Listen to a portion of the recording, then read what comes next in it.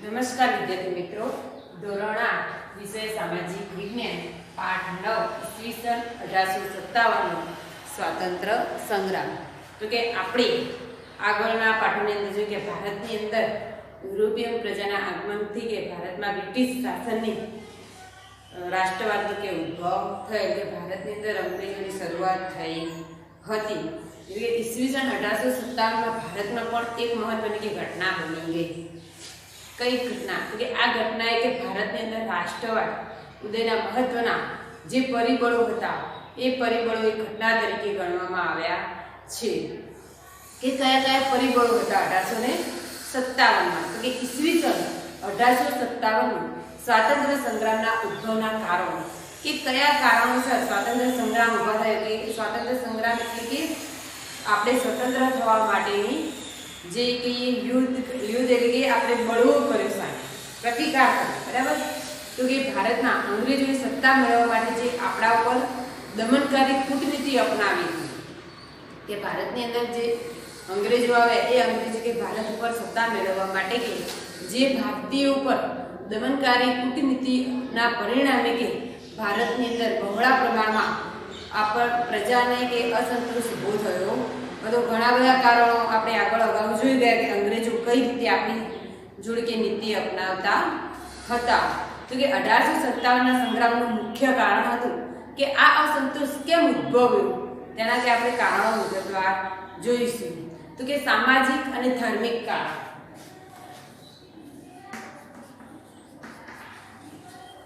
सामाजिक अने धार्मिक कारण के 1857 संग्रामનું પહેલું કારણ હતું કે સામાજિક અને ધાર્મિક કારણોને કઈ રીતે કે આપણે કે એમની સામે પ્રતિકાર બળવો કરતો છે।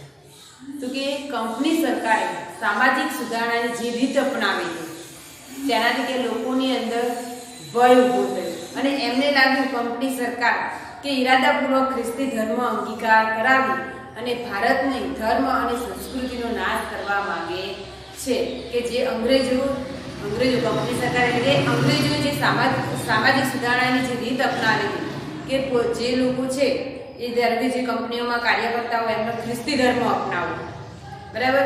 તો કે આ નીતિથી કે ભારતીયોને એવું લાગ્યું કે આપણા ધર્મ અને સંસ્કૃતિનો અંગ્રેજો કે નાશ કરવા માંગે છે। બીજું કે લશ્કર જેલોમાં અને રેલવેની અંદર ભારતીય સામાજિક વ્યવસ્થાની કે વારંવાર એની અવગણના કરવામાં આવતી હતી। कोई पण जगह जाए तो लश्कर ने अंदर भारतीय हो जेल ने अंदर के रेलवे ने अंदर हो भारतीय नौकरी करते एमने वारंवार के अपना सामाजिक जे रीत रिवाजों होय एमने के बीजू अवनव के संभळावता के अवगणना करता हता। तो के समाजनो जे मोटो भाग छे आ समय रूढ़िचुस्त हतो। तो के आपणा भारतीय केवा हता रूढ़िचुस्त। तो के तेथी तेमना नवा परिवर्तनो तेमना असंतोष उभो कर्यो। तो के एमना जे नवा परिवर्तनो हता एमनी सामे के भारतीय लोको के असंतोष उभो कर्यो। परिणामे કેટલાક લોકો પોતાના સામાજિક ધાર્મિક માળખાને ટકાવી રાખવા આ સંગ્રામની અંદર જોડાયા હતા। કેટલાક કે ભારતીય લોકો છે આ સામાજિક અને ધાર્મિક રીત રિવાજો કે ટકાવી રાખવા માટે કે સંગ્રામની અંદર જોડાયા। બીજું છે આર્થિક કારણ।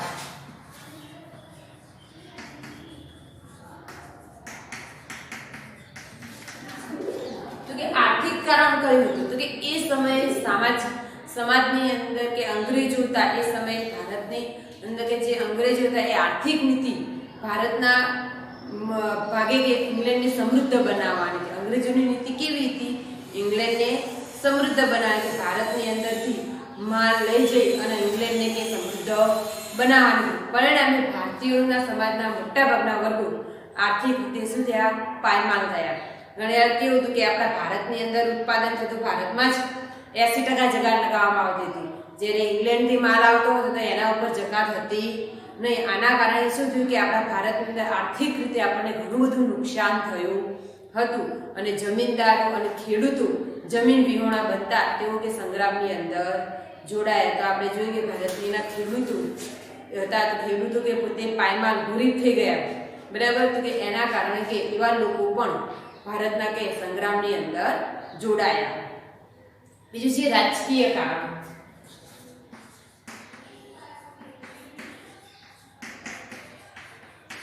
તો કે રાજકીય કારણો કયા કયા હતા?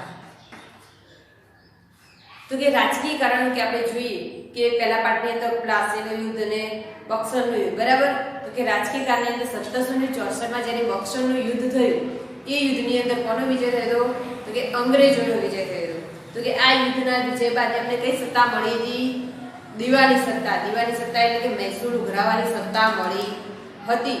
અને ઈસ્ટ ઇન્ડિયા કંપનીએ કે પોતાનો વિસ્તારવાદ પણ વધાર્યો હતો, એટલે કે પોતાનો વિસ્તાર પણ અંગ્રેજોએ વધાર્યો હતો ઈસવીસન 1764 પછી કે એ યુદ્ધમાં એ જીત્યા બાદ એમને કે એ સમયે કે જે પ્રદેશો હતા એમની દીવાની સત્તા મળતા, દીવાની સત્તા એટલે મહેસૂલ ઉઘરાવવાની સત્તા મળતા પોતાનો વિસ્તાર પણ એમને વધાર્યો. પછી કંપનીઓ અધિકારીઓએ અન્યાયી વિગ્રહો, કૂટનીતિઓ તથા અયોગ્ય જોડાણવાદથી ભારતના ઘણા ખરા પ્રદેશો ઉપર એ સત્તા મેળવી હતી. તો કે એમણે ભારતીયોએ શું કર્યું? કંપનીના અધિકારીઓ કે જે બ્રિટિશ અધિકારીઓ હતા એ ભારતીયો સામે અન્યાયી અને વિગ્રહો, કૂટનીતિઓ કરી અને ભારતના ઘણા ખરા પ્રદેશો એમણે જીતી લીધા હતા. આપણે જોઈએ કે ઝાંસી, સતારા આ બધા ખાલસા કર્યા, બરાબર? પંજાબ છે એ ભેદભાવના કારણે એમની સાથે જતું. તો કે આ રીતે સહાયકારી યોજનાથી ઘણા બધા પ્રદેશો કે એમણે જોડી દીધા હતા. તો કે આ નીતિનો ભોગ બનનાર ઝાંસીની રાણી લક્ષ્મીબાઈ, બિહારના જાગીરદાર હતા રાજા કુંવરસિંહ જેવા અનેક આગેવાનીઓ કે આ સંગ્રામની અંદર જોડાયા હતા. હવે છે લશ્કરી કારણો.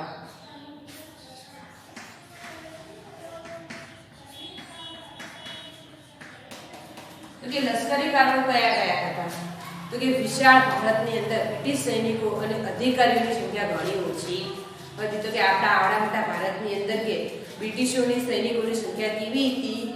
ઓછી હતી એમની અધિકારીઓ. તો કે લશ્કરમાં ભારતીય અને અંગ્રેજીની સૈનિકોનું પ્રમાણ લગભગ 6:1 હતું. તો કે એ સમયે કે ભારતની અંદર લશ્કરમાં કે ભારતીયોને લેવામાં આવતા હતા. તો કે એ સમયે લશ્કરનું પ્રમાણ કેટલું હતું? ભારતીયોને અંગ્રેજીનું 6:1.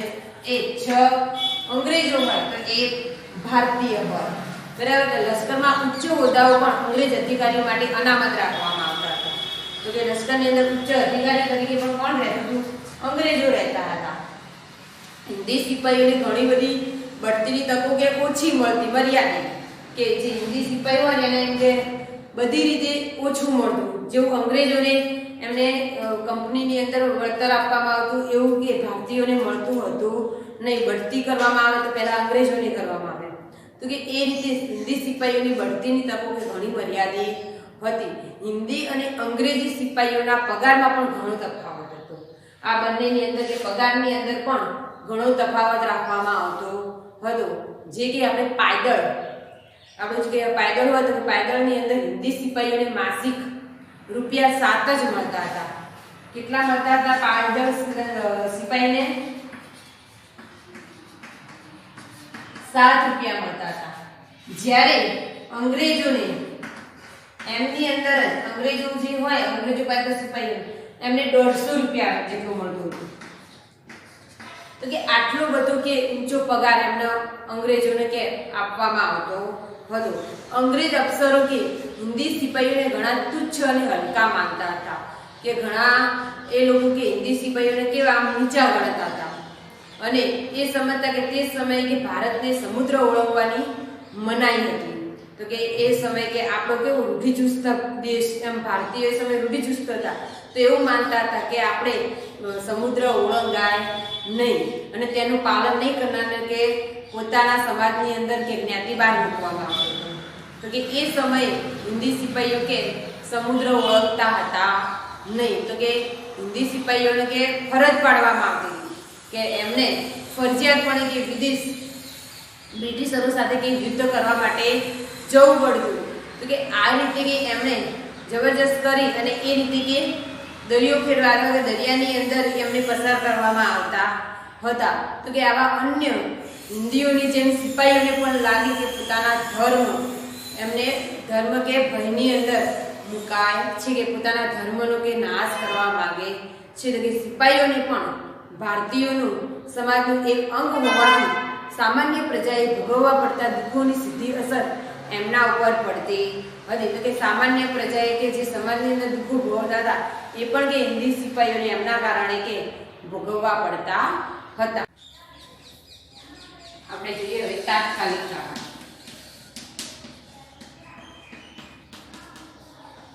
તો તાત્કાલિક કારણ કયું હતું? આપણે આ બધા જ કારણો જોઈએ કે આના કારણે કે ભારતની અંદર કે લોકો કે દમનકારીને બધા જ કે સંગ્રામની અંદર જોડાવા તૈયાર થયા હતા. તો કે એનું તાત્કાલિક કારણ કયું હતું? મેં પ્રશ્નની અંદર પૂછાયું કે ઈસવીસન 1857ના સંગ્રામનું તાત્કાલિક કારણ. તો કે પરદેશી શાસન વિરુદ્ધ લોકોનો રોષ ક્રમશઃ જુદા ક્ષેત્રે વધતો જ ગયો. કે અંગ્રેજોના વિરુદ્ધ કે ભારતીય લોકોની અંદર બધા જુદા જુદા કારણો કે એમને લોકોની અંદર કે એમનો જે રોષ હતો એ કે અસંતોષ કે ઊભો થયો. એ દરમિયાન કે 1857ની અંદર જાન્યુઆરી મહિનામાં ભારતના લશ્કરમાં એનફિલ્ડ રાઇફલ ભારતની લશ્કરની અંદર જાન્યુઆરી મહિનામાં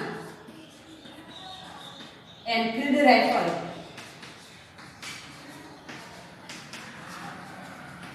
એટલે જે એનફિલ્ડ રાઇફલ છે એ એનફિલ્ડ રાઇફલ દાખલ કરવામાં આવે. તો કે એમાં વપરાતી જે કારતૂસો બનાવવા માટે ગાય અને ડુક્કરની ચરબીનો ઉપયોગ કરવામાં આવતો હતો. જે આ રાઇફલ હતી એ રાઇફલની અંદર ગાય અને ડુક્કરની ચરબીનો ઉપયોગ કરવામાં આવતો હતો. તો કે એના કારણે કે જે એ ડુક્કરની ચરબીનો ઉપયોગ કરવાનો હતો આ કારતૂસનો ઉપયોગ કરવો હતો કે એને દાંતથી તોડવી પડતી હતી.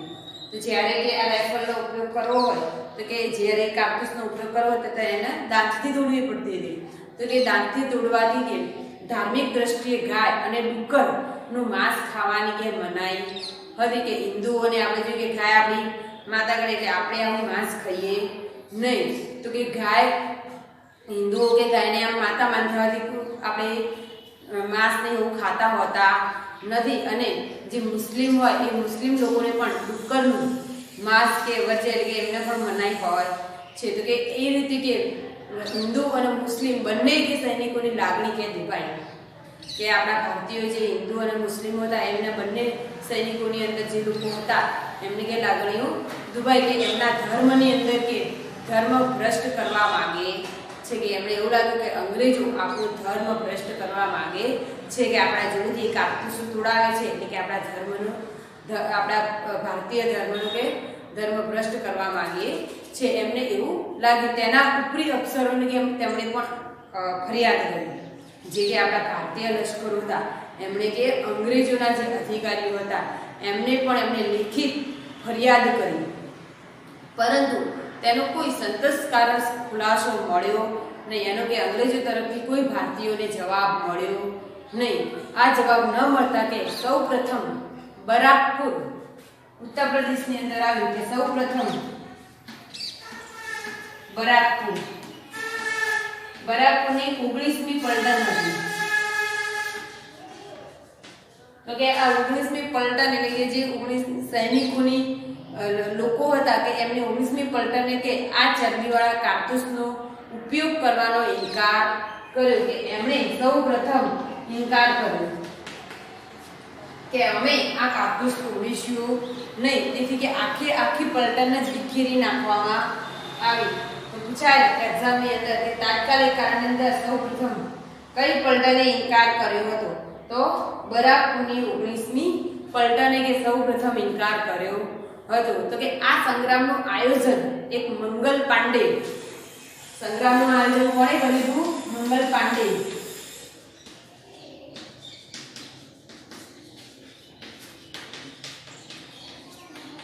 તમે કદાચ મંગલ પાંડેની ફિલ્મ પણ જોઈ હશે અને ના જોયું તો પણ જોજો. બહુ બધી મજા આવશે અને આખું તમને ખ્યાલ આવશે કે આપણા ઉપર અંગ્રેજો કેવો અત્યાચાર કરતા હતા. બરાબર, તમે સર્ચ મારી અને મંગલ પાંડેની ફિલ્મ જોજો, બહુ મજા આવશે. બરાબર વિદ્યાર્થી મિત્રો, અને તમને ખ્યાલ પણ આવશે કે અંગ્રેજો આપણા ઉપર કેવો અત્યાચાર કરતા હતા અને આપણા ભારતીયો કેટલું સહન કરતા હતા. તો કે આ સંગ્રામનું આયોજન કે મંગલ પાંડે કર્યું હતું. કે ઈસવીસન 1857ના મે મહિનાની 31મી તારીખે દેશભરમાં એક સાથે ઈસ્ટ ઇન્ડિયા કંપનીની હુકુમત સામે સંગ્રામનું આયોજન હતું. તો કે એમણે આયોજન કર્યું કે આપણે આખા ભારતની અંદર 31મી તારીખે મે મહિનાની 31મી તારીખે મે મહિનાની 31મી તારીખે કે આખા ભારતીયોને એકી સાથે કે એમનો વિરોધ કરવાનો છે કે ઈસ્ટ ઇન્ડિયા કંપનીના જે નિયમો છે એના સામે કે આપણે એનો વિરોધ કરવાનો છે. તો કે એની અંદર નાના સાહેબ પેશવા, લાલ બહાદુર જફર, કુંવરસિંહ, અવધના નવાબ વગેરે એમાં સામેલ હતા. દરેક પ્રદેશના કે આવતા આગેવાનો કે આ સંગ્રામની અંદર સામેલ હતા. તો કે એ સમયે કે કુશળ અને બહાદુર સેનાપતિ તાત્યા ટોપે પણ તીક્ષ્ણ બુદ્ધિનું આયોજન કરનાર કે રંગો બાપુજી અને પ્રખર ધારાશાસ્ત્રી પત્રકારો અજીમુલ્લા ખાને પણ મહેનત કરી હતી. આખા ભારતની અંદરથી કે બધા ભારતીયો કે જે કોઈ પણ આગેવાનો હતા, જે હોશિયાર, જે આપણે કે વિદ્વાન જેવા, તો કે એવા વ્યક્તિઓ બધા જ સંગ્રામની અંદર જોડાયા હતા. સંગ્રામ માટે પ્રજાને પણ તૈયાર કરવા સૈનિકો માટે પ્રતિક રૂપે રોટી અને પ્રજા માટે કમળ પ્રતિકો ગામડા સુધી પહોંચાડ્યા હતા. તો કે સંગ્રામની અંદર પ્રજાને જોડવા માટે કે સૈનિકોએ શું કર્યું? તો કે સૈનિકો માટે પ્રતિક આપવામાં આવ્યું હતું. પૂછાય સૈનિકોનું પ્રતિક કયું હતું? તો રોટી. અને પ્રજા માટે હતું કમળ. તો આવા પ્રતિકો આપી અને લોકો કે સંગ્રામની અંદર જોડાયા હતા. કારણ કે જ્યારે કે આ રીતે આંદોલન કરવામાં આવતું હતું ત્યારે કે દિવસે તો લોકો કરી ના શકતા, કારણ કે અંગ્રેજો આપણા ભારત ઉપર શાસન કરતા હતા. તો કે એ લોકો આપણો તરત જ આપણા પર ગોળીબાર ને એવું કરતા હતા. તો કે રાત્રે આ લોકો કે આવી રીતે પ્રતિકો આપી અને પ્રજાને કે સંદેશો પહોંચાડતા હતા. તો કે પ્રજા માટે કયો હતો? કમળ અને સૈનિકો માટે રોટી. તો કે આ સુધી કે એમને ગામડાઓ સુધી પણ આવા પ્રતિકો આપી અને લોકોને કે સંગ્રામની અંદર જોડાયા. મૌલવીઓ, પૂજારી, ભક્તો, ખેપિયાઓ, લોકનાયકો, કોલિયા તેમજ ભજનીકો લોકો સુધી આ સંદેશ પહોંચાડવા માટે એમણે ભાગ ભજવ્યો હતો. ગામડાઓની અંદર પૂજારી હોય, ભક્તો હોય, પછી લોકનાયકો હોય, ખેપિયાઓ એટલે કે એક જગ્યાએથી બીજી જગ્યાએ ટપાલો આપતા હોય, બરાબર. તો કે આ બધા જ લોકો છે કે ગામડા સુધી કે પ્રજાને કે સંગ્રામની અંદર જોડાવા માટે કયું હતું? એમને આ પ્રતિક રૂપે એ લોકો કે સંગ્રામની અંદર જોડાયા. તો કે હવે એનફિલ્ડ રાઇફલ હતી, ગાય અને ડુક્કરની ચરબીવાળા કારતુસ વાપરવાનો મંગલ પાંડેએ વિરોધ કર્યો હતો. તો કે એનફિલ્ડ રાઇફલની સૌપ્રથમ કોણે વિરોધ કર્યો? મંગલ પાંડે. તો કે 31 મે નિશ્ચિત થયેલી સંગ્રામની શરૂઆત થોડા દિવસ વહેલી થઈ ગઈ અને આયોજન ખોરવાઈ ગયું. પરિણામે જે વિપ્લવનું લક્ષ્ય હતું એ પાર પાડી શકાયું નહીં. જે એનફિલ્ડ રાઇફલ તોડવાનો કે સૌપ્રથમ કોણે વિરોધ કર્યો? તો મંગલ પાંડે એમને વિરોધ કર્યો કે જે આપણે નિશ્ચિત તારીખ કરી હતી. ભારતીય સૈનિકોએ જે નિશ્ચિત તારીખ હતી કે મે મહિનાની 31મી તારીખ, પણ સંગ્રામની શરૂઆત એક પહેલા થઈ ગઈ. કેમ? તો કે સૌપ્રથમ કે મંગલ પાંડે એનફિલ્ડ રાઇફલ તોડવાનો કે ઇનકાર કર્યો હતો, એનો વિરોધ કર્યો.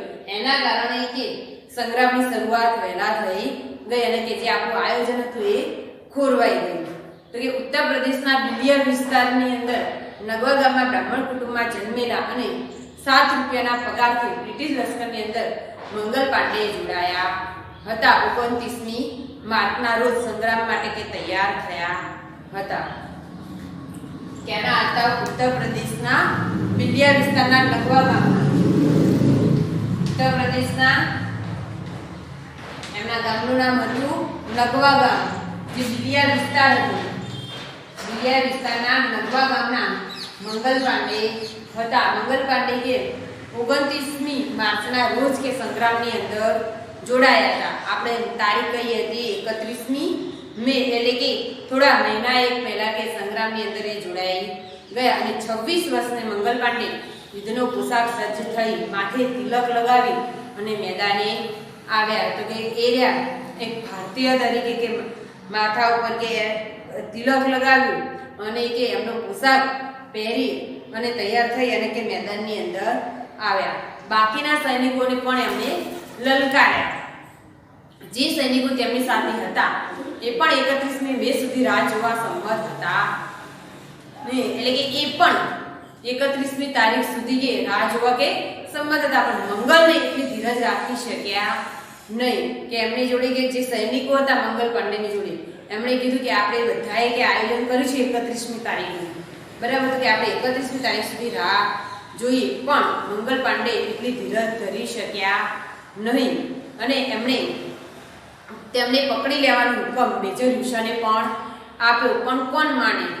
મંગલની રાઇફલે તેને જીંદી નાખ્યો અને બીજા અફસરે પણ મંગલે ધૂળ ચાટતો કરી નાખ્યો. તો કે મંગલ પાંડેને કે પકડ, એમને વિરોધ કરવાનો ના પડે, પણ મંગલ પાંડેને કે એ સમય બે અંગ્રેજ અફસરો ઉપર કે એમણે ગોળીબાર કર્યો પોતાની રાઇફલથી, કે એમને ગોળીબાર કર્યો. હિન્દી સૈનિકોને ધરપકડ કરવાની ના પાડી. છેવટે બ્રિટિશ સૈનિકોને એમને ઘેરાવ વધતા કે મંગલ પાંડે પોતાનું આત્મ બલિદાન આપી અને એમની માર્ગ પસંદ કર્યો. પોતાની રાઇફલની ગોળી છોડી તે જમીન ઉપર પટકાયો અને લોહીથી લથપથ સિપાહીઓને તાબડતોડ હોસ્પિટલ લઈ જાય. તો કે મંગલ પાંડે છે એ બધે રાહ જોઈ શક્યા નહીં. એ સમયે કે જ્યારે તે બહાર નીકળ્યા ત્યારે કે એમના અંગ્રેજ અધિકારીઓ કે એમણે હુસેને નામના અંગ્રેજ અધિકારી કે એમને પકડી લેવાનો કે હુકમ કર્યો. એ સમયે કે એમને બે અંગ્રેજ અધિકારીઓને કે ગોળીબાર કર્યો. એ સમયે એમને પકડી લેવામાં આવે. બધા અંગ્રેજો કે મંગલ પાંડેને ઘેરી લીધો. હવે મંગલ પાંડે કે છૂટે એમ હતા નહીં, એટલે મંગલ પાંડે શું કર્યું કે મંગલ પાંડે પોતે આત્મ બલિદાન આપી દીધું. આત્મ બલિદાન એટલે કે પોતે જાતે જ પોતાની ગોળીથી કે એમણે ગોળી પોતાના જાતે જ કે એમને મારી. એ કે પોતાની રાઇફલથી જ કે પોતે જમીન ઉપર પટકાયા અને લોહીથી કે લથપથ થઈ અને કે એમના સિપાહીઓએ કે તરત જ એમને હોસ્પિટલ લઈ ગયા. કેમ કે હોસ્પિટલ ના લઈ જાય તો કે એમની જોડે 1857ના સંગ્રામની આયોજનની કે માહિતી મંગલ પાંડે પાસેથી કે મેળવવાની હતી અને 6 એપ્રિલ 1857ના રોજ મંગલ પાંડે પર સૈનિક અદાલતનું કે નાટક શરૂ થયું કે 6 એપ્રિલથી રોજ કે પછી કેસ કે સાજા થયા કે કેસ એમને ચલાવવામાં આવ્યો. કે આખી કાર્યવાહી એમને અંગ્રેજીમાં ચલાવવામાં આવી અને એમને કે ફાંસીની સજા આપવામાં આવી. અને અંગ્રેજો કે દેશભક્તો પાસેથી કશી જ માહિતી મેળવી શક્યા નહીં. એમને હોસ્પિટલ પણ લઈ ગયા, ઘણી બધી એમના પાસેથી કોશિશ કરી, પણ મંગલ પાંડે પાસેથી કોઈ 1857ના સંગ્રામની માહિતી મળી નહીં. અને 8મી એપ્રિલ સવારના 5:30 વાગે તો મંગલ પાંડેની ફાંસી પણ આપી દેવામાં આવી. કઈ તારીખે? 8મી એપ્રિલ 1857ના રોજ એમને ફાંસી પણ આપી દેવામાં આવી. 5:30 વાગે તો વહેલી એમને ફાંસી પણ આપી દીધી. કેમ કે આમ જોઈએ તો કે મંગલ પાંડે ઈસવીસન 1857ના સંગ્રામના પ્રથમ શહીદ બન્યા હતા. પૂછાય કે 1857ના સંગ્રામના પ્રથમ શહીદ કોણ હતા? તો મંગલ પાંડે, કે જે આપણે આમ તારીખ હતી મે મહિનાની 31મી તારીખ, પણ એ પહેલા તો 8મી એપ્રિલે એ શહીદ પણ થઈ ગયા. તો કે 1857ના સંગ્રામનો પ્રથમ શહીદ કોણ હતા? મંગલ પાંડે. અને એ પછી આપણે જોઈએ કે સંગ્રામનો વ્યાપ અને આગેવાનો.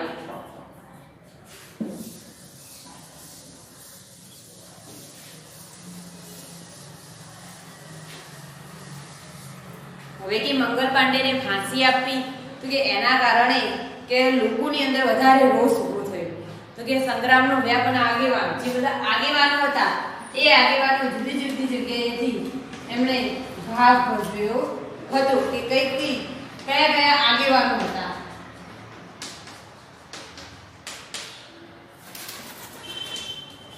તો દિલ્હી અને બહાદુર શાહ જફર. દિલ્હીના હતા બહાદુર શાહ જફર.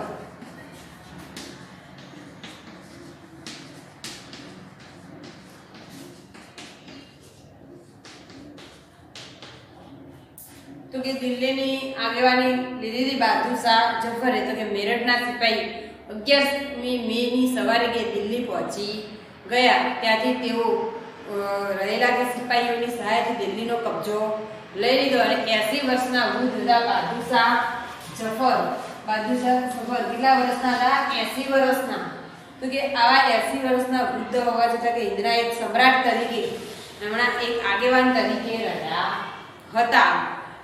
અને બહાદુર શાહ જફરે કે સંગ્રામનું નેતૃત્વ સ્વીકાર્યું. કે આખું એમણે આગેવાની સંભાળી અને નેતૃત્વ સ્વીકારતા એમને પ્રોત્સાહન મળ્યું અને સંગ્રામમાં દેશની અંદર ઘણા લોકો કે એવા ભાગોની અંદર કે એમનો ફેલાવો થયો. બીજું હતું કાનપુર અને નાના સાહેબ.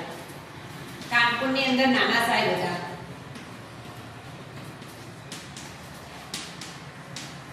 તો કે કાનપુરના અંદર કે નાના સાહેબ પેશવા જે કાનપુરમાં 4 જૂન 1857 ની અંદર સંગ્રામ શરૂ થયો અને સંગ્રામકારી તે શહેરનો કબજો સંભાળી અને પેશવા નાના સાહેબની આગેવાની લેવાની ફરજ પાડી. તો કાનપુરની અંદર આગેવાન તરીકે કોણ હતું? નાના સાહેબ પેશવા. તો કે 4 જૂને સંગ્રામની શરૂઆત થઈ ગઈ હતી અને 22 દિવસમાં ઘેરા બાદ કે અનાજ પાણીનો પુરવઠો તૂટી પડતા અંગ્રેજોની શરણાગતિ એમણે સ્વીકારવી પડી. તો કે આ સંગ્રામ કરતા કે 22 દિવસ સુધી કે એ લોકો કરી શક્યા, પછી કે એમના પાસેથી કે અનાજના પાણીનો પુરવઠો તૂટી પડ્યો, એના કારણે કે એમને અંગ્રેજોની શરણાગતિ સ્વીકારવી પડી. બિહારના કુંવરસિંહ.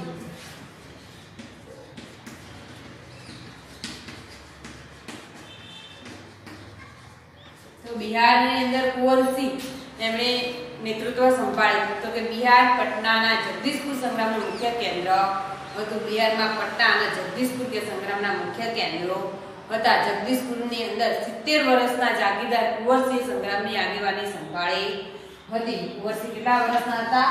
70 વર્ષના. તો પણ એમણે કે આખા સંગ્રામની કે નેતૃત્વ એટલે કે આગેવાની સંભાળી અને તેમણે પણ એક નવયુવાનની જેમ જ અંગ્રેજો સામે લડી અને પોતે વીરતાપૂર્વક સામનો કર્યો હતો.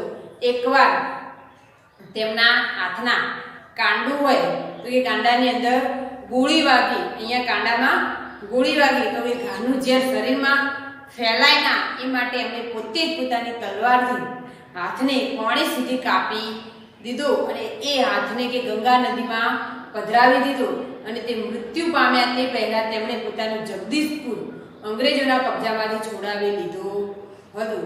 તો કે એ પૂછાય કે કયા રાજાએ પોતાના કોડામાંથી કે હાથ કાપી કોણી સુધી કે હાથ કાપી અને પધરાવી દીધું? તો કુંવરસિંહ કે એમના અંગ્રેજોની કે ગોળી કોડે વાગી, અહીંયા હાથના કોડાએ કોણ ગોળી વાગી.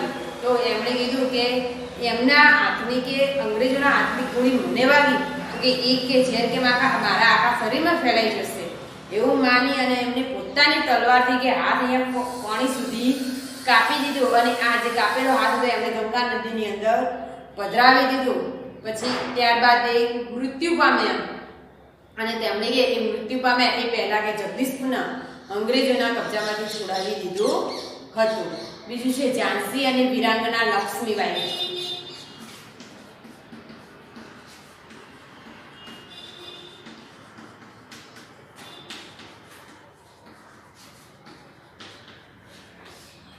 તો ઝાંસીના હતા રાણી લક્ષ્મીબાઈ.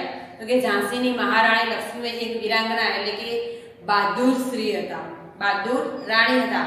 તેમણે કે દત્તક પુત્રની ગાદી ઉપર હક કે અંગ્રેજોએ સ્વીકાર્યો નહોતો તો એમણે પણ ખાલસા કર્યા હતા. બરાબર, આપણે પાઠચાની અંદર જોઈ ગયા હતા કે એમનું રાજ્ય પણ ખાલસા કર્યું હતું.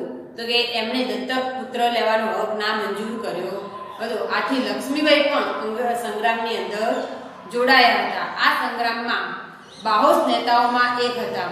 તેમણે અંગ્રેજો સામે લડવા સિયોની એક સેના તૈયાર કરી અને તેઓ અંગ્રેજો સામે વીરતાપૂર્વક લડ્યા. અંગ્રેજ અધિકારીના મત મુજબ રાણી લક્ષ્મીબાઈ 1857 સંગ્રામના આગેવાનોમાં શ્રેષ્ઠ સ્ત્રી નેતા હતા. એ સમયે કે 1857ના શ્રેષ્ઠ એટલે કે સૌથી સારા હોય તો કે એ રાણી લક્ષ્મીબાઈ હતા.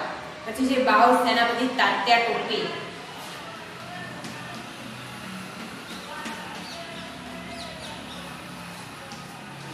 તો કે તાત્યા ટોપે એ કાનપુરના આગેવાન નાના સાહેબ પેશવાએ સૈન્યની આગેવાની બહાદુર અને શક્તિશાળી તાત્યા ટોપેને સોંપી હતી. તો કે આ નાના સાહેબ હતા એમણે કે આગેવાની કે તાત્યા ટોપેને કે લશ્કરની સોંપી હતી. તો કે તાત્યા ટોપે નાના સાહેબના ખૂબ જ વિશ્વાસુ વ્યક્તિ હતા અને કાનપુરની મુક્તિ માટે સેનાનું સેનાપતિ પણ તાત્યા ટોપે કે પુણ્યપૂર્વક સંભાળ્યું હતું, એટલે કે એમણે પોતાની જવાબદારીપૂર્વક એમણે કાર્ય કર્યું હતું. તેમની જિંદગીનું પહેલું સેનાપતિ નાયક પદ હતું. તો કે સૌ પ્રથમ આ જિંદગીની અંદર પહેલીવાર કે સેનાપતિ બન્યા હતા. પછી તો તે 2 વર્ષ સુધી તાત્યા ટોપે કે સમગ્ર દેશની સશસ્ત્ર ક્રાંતિ પર છવાઈ ગયા અને તેમણે કાલપીને મુક્ત કર્યું.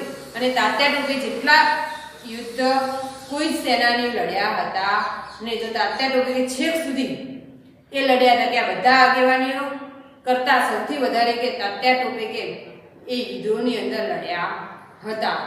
આ ઉપરાંત પણ ઉત્તર ભારતમાં બરેલી, બનારસ, અલ્હાબાદ, આગ્રા, આઝમગઢ, ગોરખપુર હિન્દી સૈનિકો સંગ્રામની અંદર જોડાયા હતા. અને રાજપૂતાના એટલે કે રાજસ્થાનની અંદર પણ અજમેર, નસીરાબાદ, આબુ વગેરે અને મધ્ય ભારતમાં ગ્વાલિયર, મંદસોર, ઇન્દોર અને ધારમાં પણ સંગ્રામના દ્રશ્યો જોવા મળ્યા હતા. અને દક્ષિણ ભારતમાં પણ સતારા, કોલ્હાપુર, સાવંતવાડી, નાગપુર, ધારવાડ આ બધી જગ્યાએ કે સંગ્રામકારીઓએ પોતાના પ્રયાસો વીરતાપૂર્વક પણ છૂટાછવાયા કર્યા હતા. તો કે ભારતની અંદર દરેક પ્રદેશની અંદર લોકોએ કે છૂટાછવાયા કે સંગ્રામની અંદર જોડાયા હતા. ઈસવીસન 1857 નો સંગ્રામ અને ગુજરાત. તો કે જ્યારે 1857 નો સંગ્રામ થયો ત્યારે ગુજરાતની અંદર કઈ રીતે આગેવાનોએ ફાળો આપ્યો હતો. તો કે ગુજરાતની અંદર સંગ્રામનો આરંભ ક્યારે થયો? ખાસ ધ્યાન રાખજો મિત્રો કે એનો આરંભ ક્યારે થયો? કે અમદાવાદની 7મી લશ્કરી ટુકડીએ જૂન 1857માં કર્યો હતો. તો કે 1857 નો સંગ્રામ ગુજરાતની અંદર કઈ જગ્યાએ? તો કે ગુજરાતની અંદર એનો આરંભ અમદાવાદની 7મી લશ્કરી ટુકડીએ જૂન 1857માં કર્યો હતો. પરંતુ તેને તરત જ દબાવી દેવામાં આવ્યો હતો કે અંગ્રેજ બ્રિટિશ લશ્કરીઓના હેઠળ કે એને તરત જ દબાવી દીધું. તો કે પંચમહાલના દાહોદ, ઝાલોદ અને ગોધરામાં જુલાઈ મહિનાના સંગ્રામના બનાવો બન્યા હતા. તો કે ગુજરાતના અન્ય બીજી જગ્યાએ કે પંચમહાલના એ જગ્યાએ કે જુલાઈ મહિનાની અંદર પણ આવા કે સંગ્રામ અથવા કે સંગ્રામના બનાવો બન્યા હતા. સૈનિકોએ લોકોની મદદ વડે સરકારી કચેરીઓ કબજે કરી. તો કે ત્યાંના જે લોકો હતા બરાબર પંચમહાલના આજુબાજુ, તો કે એ લોકોએ શું કર્યું? તો કે સૈનિકોની મદદથી કે એમને જે સરકારી કચેરીઓ હતી બ્રિટિશરોની એમને કે કબજે કરી. પરંતુ સરકારી દળોએ તેમને હરાવ્યા. તો કે એના કારણે કે જે સરકારી કચેરીઓ પર દબાણ કર્યું, તો કે એના કારણે જે લશ્કરી ટુકડીઓ હતી બ્રિટિશરની એમણે કે આ જેમને સરકારી કચેરી દબાવી હતી અથવા તો એમને ઘેરી હતી એમને પણ હરાવ્યા. તો કે પંચમહાલના નાયકડા લોકોનો સંગ્રામ લગભગ 1 વર્ષ સુધી ચાલ્યો. જે પંચમહાલના નાયકડા આ લોકોના નામ છે બરાબર, જાતિ છે. તો કે નાયકડા લોકોનો સંગ્રામ કે લગભગ 1 વર્ષ સુધી કે ચાલ્યો. તો કે આ રીતે પંચમહાલના કે લોકો કે આ રીતે સંગ્રામની અંદર જોડાયા હતા. હવે કે ખેડા જિલ્લાના આણંદના મુખી ગરબડદાસ પટેલ, ખેડાની અંદર કે હતા ગરબડદાસ પટેલ, તો કે એ મુખી હતા એ સમયે. તો કે એમણે પણ આ સંગ્રામની આગેવાની લઈ અને કે પટેલ, કોળી, નાયકડા વગેરે જાતિના આશરે કે 2000 લોકોને એમણે ભેગા કર્યા. પછી કે એના આજુબાજુના જે ગામના ખેડા જિલ્લાના કે ખાનપુરના ઠાકોર જીવાભાઈ એના સાથે કે એમણે સંગ્રામ છે બધા લોકોને ભેગા કરી અને એમણે સંગ્રામની શરૂઆત કરી. પણ એમને અંગ્રેજોના સામે કે સામનો કરવા માટે કે માલાજી જોશી, કૃષ્ણદાસ દવેને પણ કે સાથ આપે બધી જાતિના કોમોએ કે આ સંગ્રામ માટે કે એમને સાથ સહકાર આપ્યો. અંતે ગરબડદાસના સાથે કે પકડાઈ જતા સરકારે એમને શું કર્યા? તો કે તોપને ગોળે ચડાવ્યા. તો કે ગરબડદાસના જે બધા સાથીઓ હતા સંગ્રામની અંદર, તો કે એમને શું કર્યા? પકડી પાડ્યા ગરબડદાસ અને એમના સાથીઓને. તો કે એમના સાથીઓના તોપને ગોળે ચડાવ્યા અને ગરબડદાસને દેશ નિકાલની સજા રૂપે અંદમાનમાં મોકલી આપ્યા. તો કે એમને સજા કરવામાં આવી. કઈ સજા હતી? દેશ નિકાલની આપેલી. દેશ નિકાલ એટલે કે ભારતની અંદર, ભારતની બહાર. તો કે ત્યાં આપણે જોઈએ કે ટાપુ છે અંદમાન નિકોબાર, ત્યાં કે મોટી જેલ છે, તો કે જેલની અંદર એમને મૂકી દીધા જ્યાં તેમનું અવસાન થયું. પછી છે ઈડર, તો કે ઈડરથી 16 માઇલ દૂર ચાંડવ એટલે કે ચાંડપ ગામના લોકો કે નાથાજી અને યામાજીની આગેવાની સ્વીકારી અને સંગ્રામમાં જોડાયા. તો કે બીજી જગ્યાએ કે ગુજરાતની અંદર ઈડરમાં પણ લોકો કે સંગ્રામની અંદર જોડાયા. આ બાજુ દ્વારકા બાજુ તો કે ઓખા મંડળ અને બારાડી વચ્ચે નંદાળા ગામમાં બ્રિટિશ લશ્કરીની છાવણી હતી. તો કે ઓખા મંડળ જે દ્વારકા જોડે છે તો કે ત્યાં અંગ્રેજોની કે છાવણી હતી અને નૌસેનાનો સેનાપતિ ડોનાવન અધીરો બની અને 4 ઓક્ટોબરે વહેલી સવારે તો સૈન્ય લઈ અને બેટની ખાડીએ પહોંચી ગયો. તો કે ત્યાંનો બ્રિટિશ અધિકારી હતો ડોનાવન. તો કે એ ડોનાવનનો ઉતાવળો થઈ અને 4 ઓક્ટોબરે કે વહેલી સવારે એનું લશ્કરની ટુકડી લઈ બધા સૈન્યના સાધનો લઈ અને કે એ બેટની ખાડી પણ પહોંચી ગયો અને સામે કે દ્વારકાનો કિલ્લો હતો. જે ખાડી પર પહોંચ્યો તો ખાડીની સામે કે દ્વારકાનો કિલ્લો હતો. તો કે દ્વારકાના કિલ્લા ઉપર એને શું કહેવાય ચડાઈ ગયું. તો કે ડોનાવનના તોપમારાનો આદેશ આપ્યો. તો ડોનાવને કે તોપનો આદેશ આપ્યો કે ભાઈ દ્વારકાના કિલ્લા ઉપર તોપમારો કરો. તો કે ત્યાં કે વાઘેરા નામની સ્ત્રીઓ હતી, વાઘેરા નામની જાતિ હતી. તો કે વાઘેરા નામના જે લોકો હતા એ લોકો કે એમની પાસે એવી કોઈ આધુનિક યુદ્ધ સામગ્રી હતી નહીં. તો કે એમણે શું કર્યું, વાઘેરી સ્ત્રીઓ એમની જોડે કોઈ એવું હતું તો કિલ્લા ઉપર કે ધડાધડ ગોળા છૂટવા માંડ્યા. તો એમણે પોતાના પુરુષોને કહ્યું કે તમે તલવારોથી એનાથી સામનો કરો. જ્યારે વાઘેરની સ્ત્રીઓએ એક બહુ સરસ કામ કર્યું હતું એમને કે વાઘેરીની સ્ત્રીઓએ શું કર્યું કે રસ્તો શોધી કાઢ્યો કે હવે આપણી જોડે કોઈ આવી કે યુદ્ધ સામગ્રી છે ને કે આ તો ગોળાઓ દારૂગોળાઓ કશું છે નહીં. તો એમને વાઘેરી સ્ત્રીઓએ શું કર્યું કે પોતપોતાના ઘરેથી ગાદલા લાવ્યા, જૂના ગાદલા હોય ને એવા ગાદલા લાવ્યા અને ગાદલા શું કર્યા પલાળી દીધા, ભીના કરી દીધા. તો ભીના કર્યા અને ભીના કરી અને એમણે શું કર્યું કે જે તમારા તે પેલા ગોળા આવે છે તો ગોળાઓ એના ઉપર એ ગોળા ઉપર કે ગાદલું નાખી દે એટલે એ શું થાય તો ગોળો ઠરી જાય. તો કે આ રીતે એમણે ભીંજાયેલા ગાદલામાં કે ગોળાઓને ઝીલી અને ઠંડાગાર કરી દીધા. આ કામ કોણે કર્યું? વાઘેર સ્ત્રીઓએ. કોણે કર્યું? વાઘેર સ્ત્રીઓ. વાઘેર જાતિ છે કે એ જાતિની સ્ત્રીઓએ પણ આવું એક મહત્વનું બહાદુરીનું કામ કર્યું હતું. અને આ દુનિયાના ઇતિહાસમાં કે આવું ક્યાંય બન્યું હતું નહીં કે એવી એક ઘટના હતી કે પોતાની જાનની પરવા કર્યા વગર જ મહિલાઓએ અંગ્રેજ દુશ્મનોના તોપ ગોળાઓને કે ઠારી દીધા હતા. તોપ ગોળાઓને એમને નકામા બનાવી દીધા.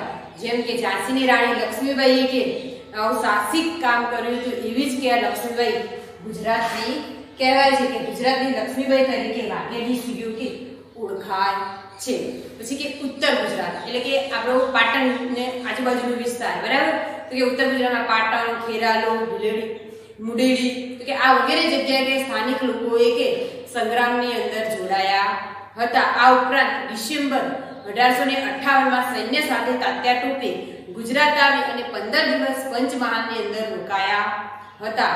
તો કે 1858ની અંદર જે તાત્યા ટોપે કે એમ જેમને લશ્કરની અંદર સૌથી વધારે મહત્વનો ભાગ ભજવ્યો હતો તો કે એ ગુજરાતની અંદર કે 15 દિવસ પંચમહાલની અંદર રોકાયા હતા. અને અંગ્રેજ લશ્કર પાછળ કે પડતા છેવટે તેમને વાસાવાડના જંગલો તરફ જવાની ફરજ પડી હતી. તાત્યા ટોપે પાછળ કે અંગ્રેજી લશ્કર પડતા કે એમને જંગલની અંદર જવું પડ્યું હતું.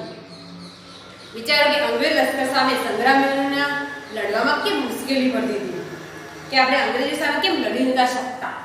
તો એનું કારણ કે આપણી પાસે એવી કોઈ સાધન સામગ્રી હતી ને કે દારૂ ગોળા તો ગોળા આવું કોઈ આપણી જોડે આધુનિક સાધન સામગ્રી હતી નહીં. એના કારણે કે આપણે એમનો સામનો કરી શકતા નહીં, એટલે કે એના સામનો કરવા માટે આપણે મુશ્કેલી પડતી હતી. હવે છે સંગ્રામનો અંત.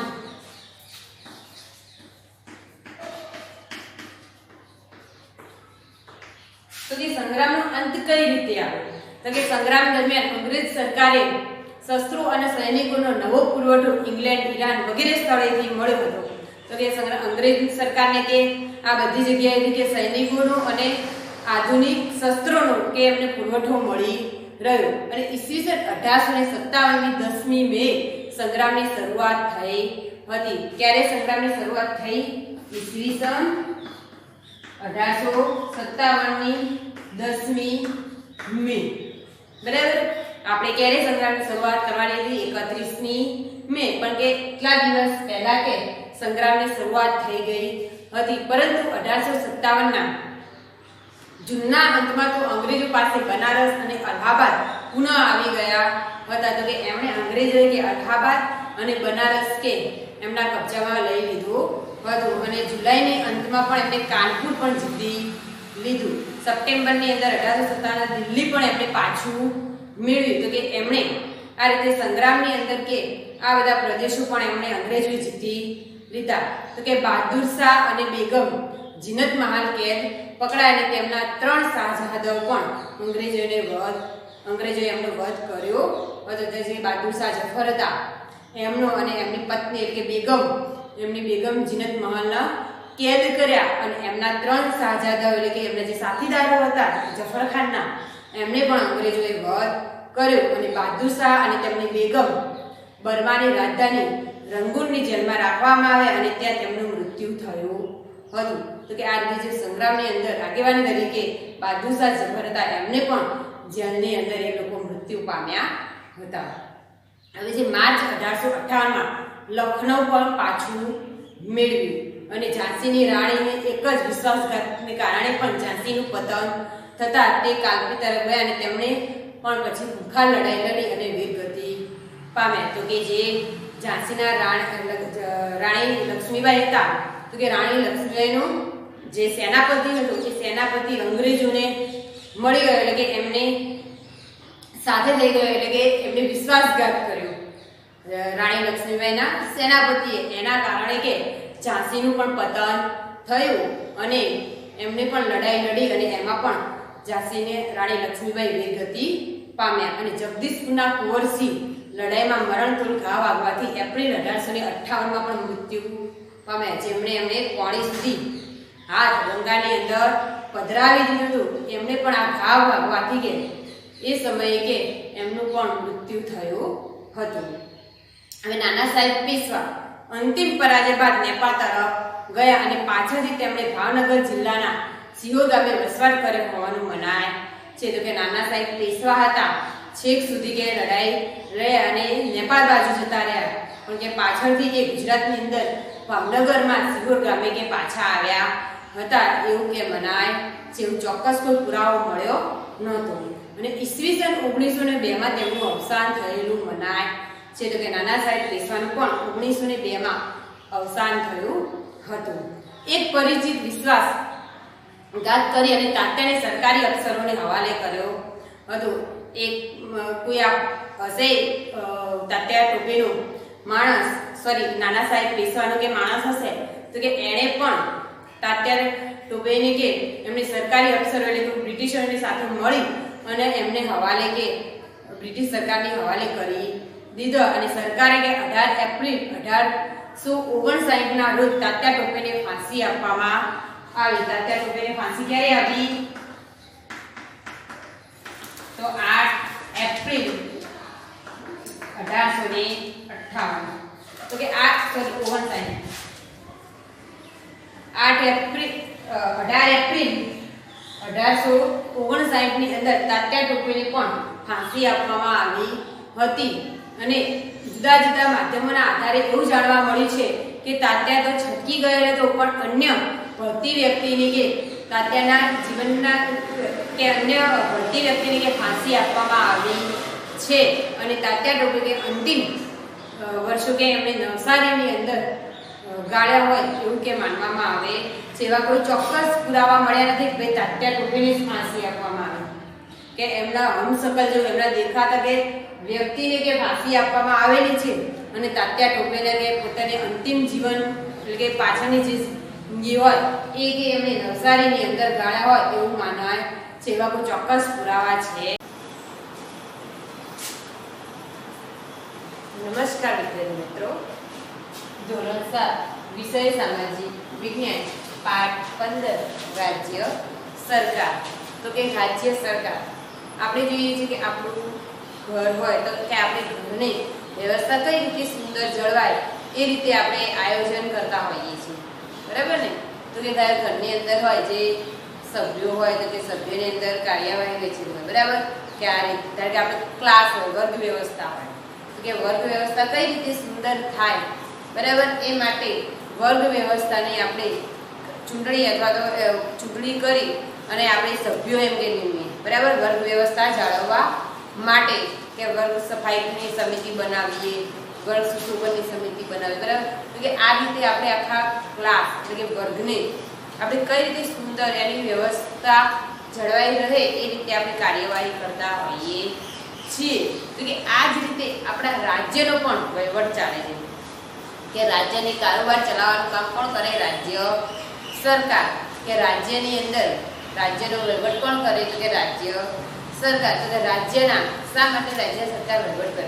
તો કે રાજ્યના મૂળભૂત હેતુઓને એક હેતુ કાયદો અને વ્યવસ્થા જાળવણી દ્વારા લોકોની સુખાકારી અને સલામતી સચવાઈ રહેવાના હેતુથી કે રાજ્ય સરકાર કે કાર્ય કરે છે. કે રાજ્યના જે મૂળભૂત હકો હોય, નાગરિકો કે પોતાના હકો પ્રાપ્ત કરી શકે અને કાયદો અને વ્યવસ્થા જળવાય અને લોકો પોતે સુખ શાંતિથી રહી શકે એવી કે રાજ્ય સરકાર એ રીતે વ્યવસ્થા કરતી હોય છે. તો કે રાજ્યના લોકોનું સર્વાનુમુખ એટલે લોકોને ધ્યાનમાં રાખી અને કલ્યાણ કરવાનું અથવા એમના કાર્યો કરવાના અને આપણા જે મૂળભૂત હકો છે 6, બરાબર? તો કે સ્વાતંત્ર્ય અને મૂળભૂત હકોનું જતન અને રક્ષણ કરવાનો હેતુ હોય છે, રક્ષણ કરવાનો એમનું કાર્ય હોય છે. જે કે રાજ્ય સરકારના મુખ્ય 3 અંગો છે. રાજ્ય સરકારના મુખ્ય કેટલા અંગો? 3.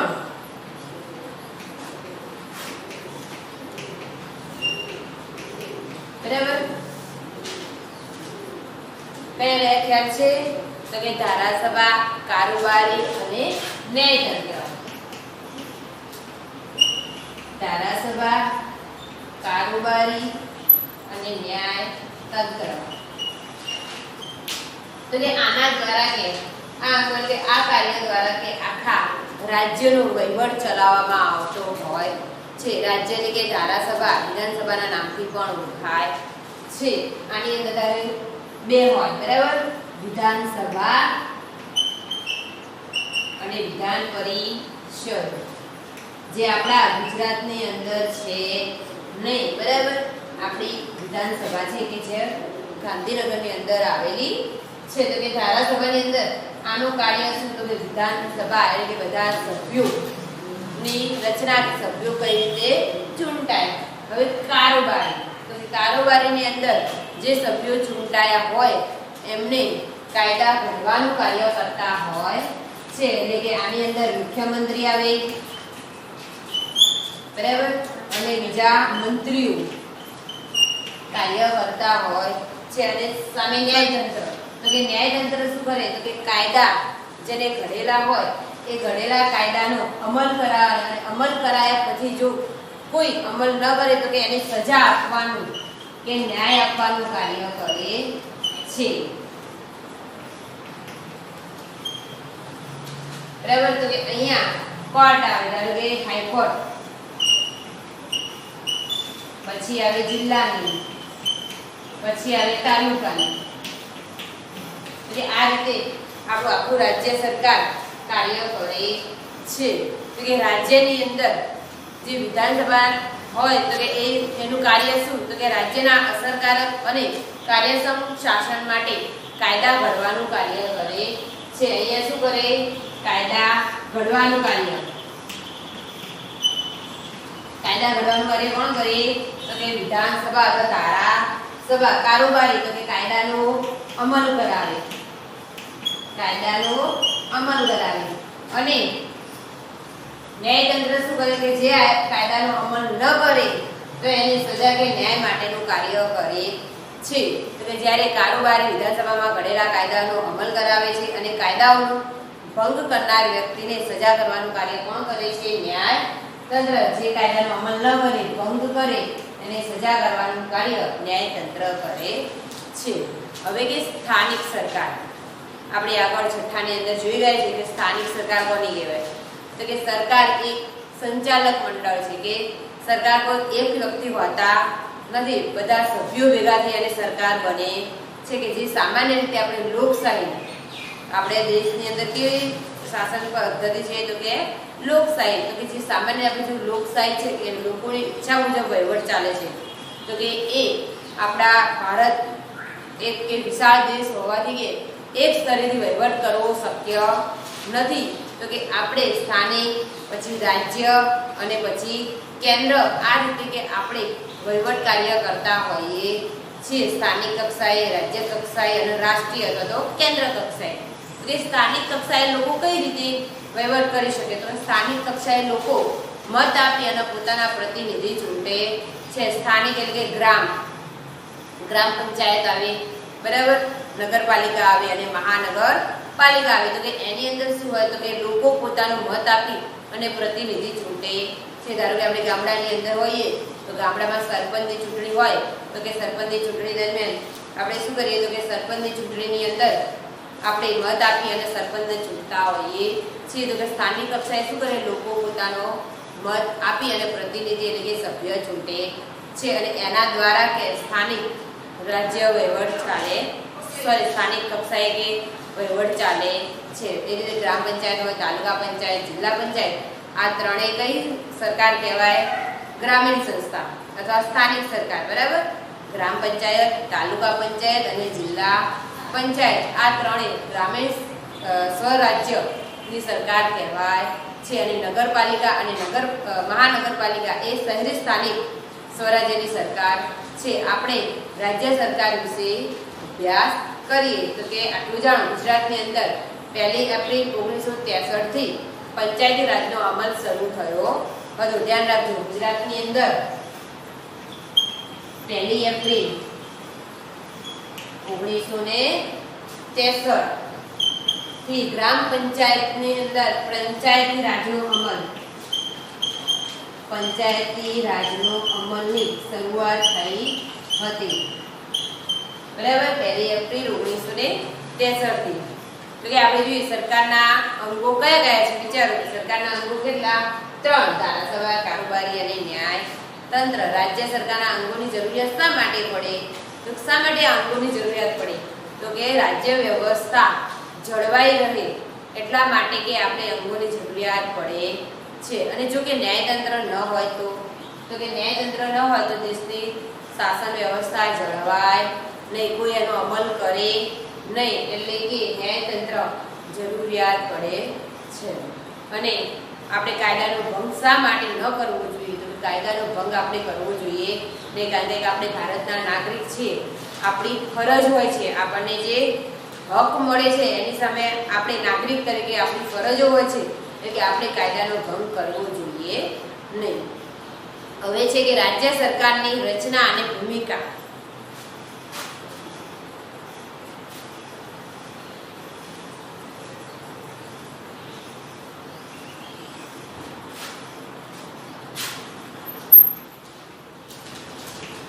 તો કે રાજ્ય સરકારની રચના કઈ રીતે કરવામાં આવે?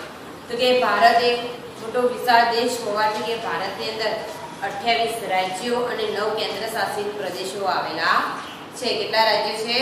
28 રાજ્યો અને 9 કેન્દ્ર શાસિત પ્રદેશો. એમાં દિલ્હી અને જમ્મુ કાશ્મીરનો પણ એ વિશેષ રાજ્યો છે, જેમાં દેશમાં સમવાય એટલે કે સરખી શાસન વ્યવસ્થા હોય અને રાજ્ય એમ 2 કક્ષાની સરકાર છે, સમવાય સરકાર અને રાજ્ય સરકાર. સમવાય એટલે કેન્દ્ર અને રાજ્ય બંને કાર્ય કરતી હોય. સમવાય સરકારમાં શું હોય તો કે રાજ્ય અને કેન્દ્ર બંને કાર્ય કરતી હોય, બરાબર. અને એક છે રાજ્ય સરકાર. તો કે આ રીતે રાજ્યની અંદર એકલા રાજ્ય સરકાર જ રાજ્ય જ વહીવટ કરે. ત્યારે ગુજરાતની વાત કરીએ તો ગુજરાતની અંદર ગુજરાત રાજ્ય જ અહીંયા વહીવટ કરે. અને સમવાયની અંદર શું હોય તો કે ભારત અને પ્લસ ગુજરાત, એ રીતે બંનેના નિયમો અથવા કાયદાઓ બનાવીને શાસન કરવામાં આવતું હોય છે. એટલે કે એમ કરી અને 2 કક્ષાની કે દેશની અંદર સરકાર જોવા મળે છે. દેશમાં સમવાય અને રાષ્ટ્ર અને રાજ્ય એમ 2 કક્ષાની સરકાર છે. રાષ્ટ્ર કક્ષાની સરકારને આપણે કેન્દ્ર સરકાર કે સંઘ સરકાર કહીએ છીએ. કેન્દ્ર સરકારને બીજા કયા નામથી ઓળખાય તો કે સંઘ સરકાર પણ કહીએ છીએ. ભારત સરકાર પણ કહી શકાય. બરાબર. તો કે આપણે એને જુદા જુદા રાષ્ટ્ર સરકાર પણ કહી શકાય. આ બધી જ એક જ. બરાબર. તો કેન્દ્ર સરકાર, સંઘ સરકાર, રાષ્ટ્ર સરકાર, ભારત સરકાર અને બીજું છે રાજ્ય સરકાર, એમ કે આખા સમગ્ર ભારતનો વહીવટ કરે છે. અને રાજ્ય કક્ષાએ કે રાજ્ય સરકાર કાર્ય કરે છે. ભારત કક્ષાએ ભારત સરકાર અને રાજ્ય કક્ષાએ રાજ્ય સરકાર કાર્ય કરે છે. રાજ્ય સરકાર હોય તો મેં કીધું તમને મુખ્યમંત્રી, મંત્રીમંડળ અને બીજા ધારાસભ્યો કારોબારોની અંદર કાર્ય કરતા હોય